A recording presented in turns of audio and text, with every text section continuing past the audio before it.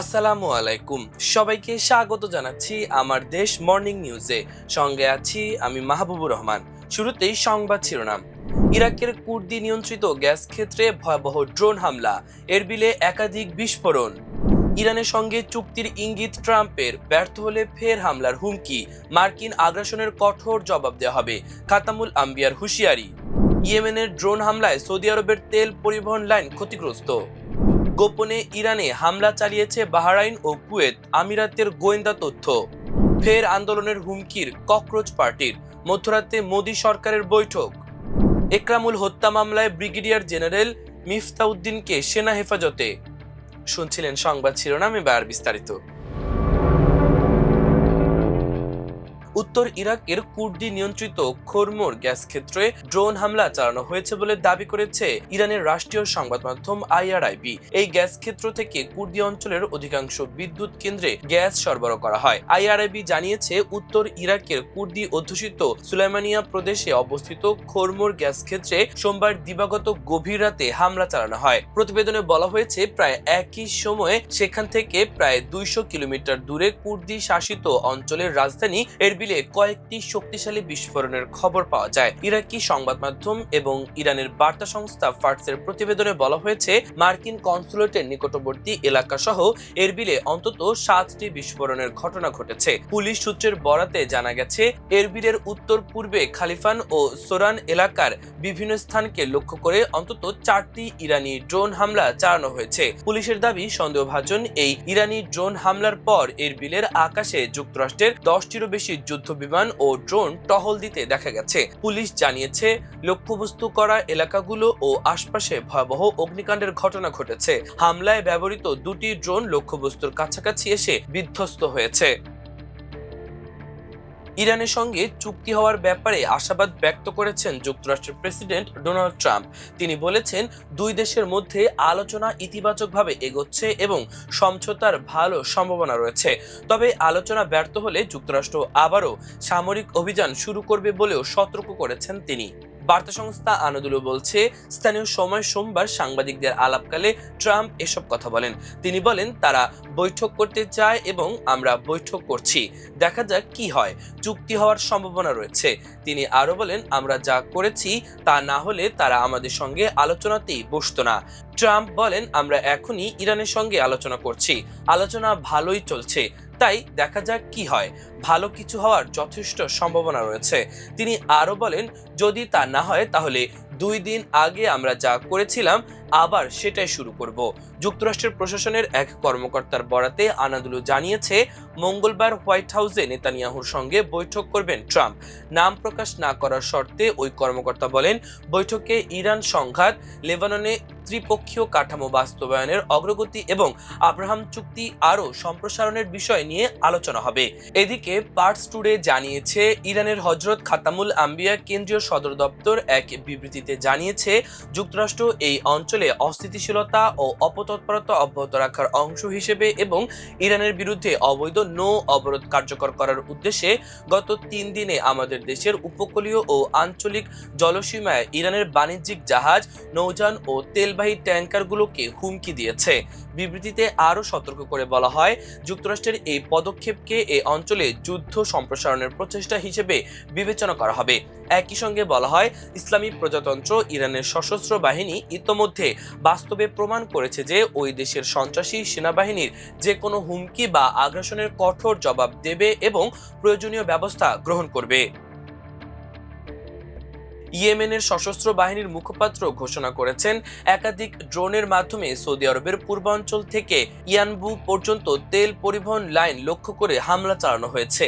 মুখপাত্র ইয়াহিয়া সারি সোমবার বলেন, সৌদি আরবের পূর্বাঞ্চল থেকে অপরিশোধিত তেল সরবরাহ ও পরিবহনের সঙ্গে সংশ্লিষ্ট একাধিক গুরুত্বপূর্ণ স্থাপনা এবং সংবেদনশীল লক্ষ্যবস্তুতে ড্রোন হামলা চালানো হয়েছে। তিনি বলেন, ইয়েমেনের আকাশ সীমায় সৌদি বাহিনীর ড্রোন অনুপ্রবেশের জবাব হিসেবেই এই হামলা পরিচালিত হয়েছে। সৌদি আরবের পররাষ্ট্র মন্ত্রণালয় দ্রুত এক বিবৃতি প্রকাশ করে জানায়, দেশটির পূর্বাঞ্চলীয় প্রদেশে অবস্থিত তেল স্থাপনাগুলো হামলার লক্ষ্যবস্তু হয়েছে।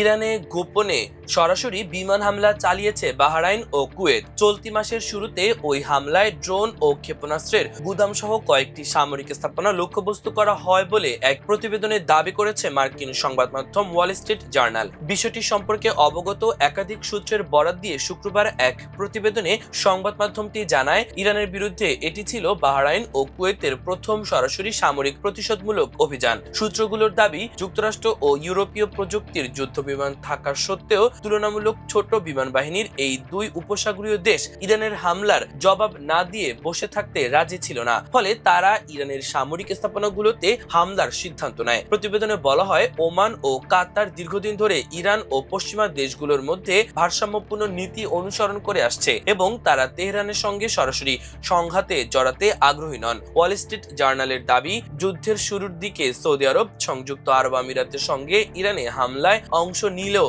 বর্তমানে রিয়াদ তাদের অবস্থান পুনর্মূল্যায়ন করছে। প্রতিবেদনে উল্লেখ করা হয়েছে, ইরানে হামলার লক্ষ্যবস্তু সম্পর্কে সংযুক্ত আরব আমিরাত, কুয়েত ও বাহরাইনকে গোয়েন্দা তথ্য সরবরাহ করছে। সূত্রগুলোর মতে এটি ইরানের বিরুদ্ধে আরব দেশগুলোর মধ্যে ক্রমবর্ধমান সামরিক সমন্বয়ের ইঙ্গিত বহন করে।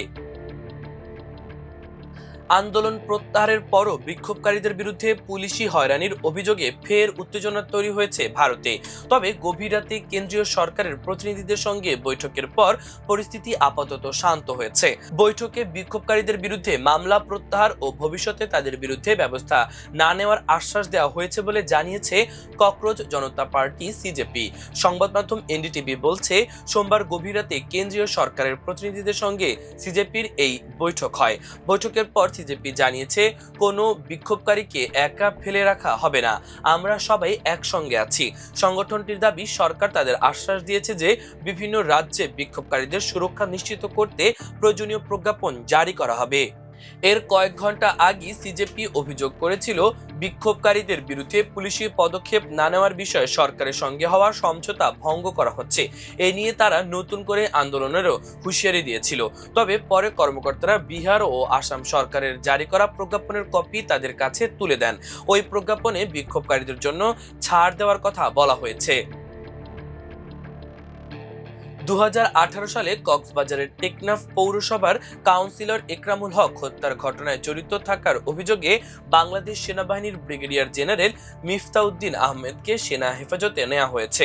সোমবার রাত 12টার দিকে আন্তঃবাহিনী জনসংযোগ পরিদপ্তর আইএসপিআর পরিচালক লেফটেন্যান্ট কর্নেল সামিউদ্দৌলা চৌধুরী আমার দেশকে বলেন, ব্রিগেডিয়ার জেনারেল মিফতাকে কাস্টডিতে নেওয়া হয়েছে এবং আইন অনুযায়ী পরবর্তী ব্যবস্থা গ্রহণ করা হচ্ছে। সূত্রে জানা গেছে, সোমবার রাতে ঢাকার সেনানিবাসের AANQMG শাখার তত্ত্বাবধানে তাকে সেনা হেফাজতে নেওয়া হয়। বর্তমানে তিনি বরিশাল সেনানিবাসের স্টেশন কমান্ডার হিসেবে কর্মরত ছিলেন। সংশ্লিষ্ট সূত্রগুলো জানিয়েছে, টেকনাফে কাউন্সিলর একরামুল হকের মৃত্যুর ঘটনায় তার বিরুদ্ধে ওঠা অভিযোগের বিষয়ে তদন্ত ও প্রচলিত আইন অনুযায়ী পরবর্তী আইনগত প্রক্রিয়া গ্রহণ করা হবে। ব্রিগেডিয়ার জেনারেল মিফতাউদ্দিন আহমেদ 2018 সালে র্যাপিড অ্যাকশন ব্যাটালিয়ন র্যাব 7 নম্বর ব্যাটালিয়নের অধিনায়ক হিসেবে দায়িত্ব পালন করেছিলেন। ওই সময় টেকনাফের কাউন্সিলর একরামুল হক নিহত হওয়ার ঘটনায় ব্যাপক আলোচনা সমালোচনার সৃষ্টি হয়। এর আগে 2021 সালে যুক্তরাষ্ট্রের পররাষ্ট্র দপ্তর মানবাধিকার লঙ্ঘনের অভিযোগে র্যাবের কয়েকজন সাবেক ও বর্তমান কর্মকর্তার ওপর ভিসা নিষেধাজ্ঞা আরোপ করে। সেই তালিকায় সাবেক পুলিশের মহাপরিদর্শক আইজিপি বেনজির আহমেদের পাশাপাশি তৎকালীন লেফটেন্যান্ট কর্নেল মিফতাউদ্দিন আহমেদের নামও ছিল। প্রিয় দর্শক, আমাদের আজকের মর্নিং নিউজের আয়োজন এ পর্যন্তই। সবাই ভালো থাকুন, সুস্থ থাকুন, আমাদের সঙ্গেই থাকুন। এতক্ষণ সঙ্গে থাকার জন্য অসংখ্য ধন্যবাদ। আল্লাহ হাফেজ।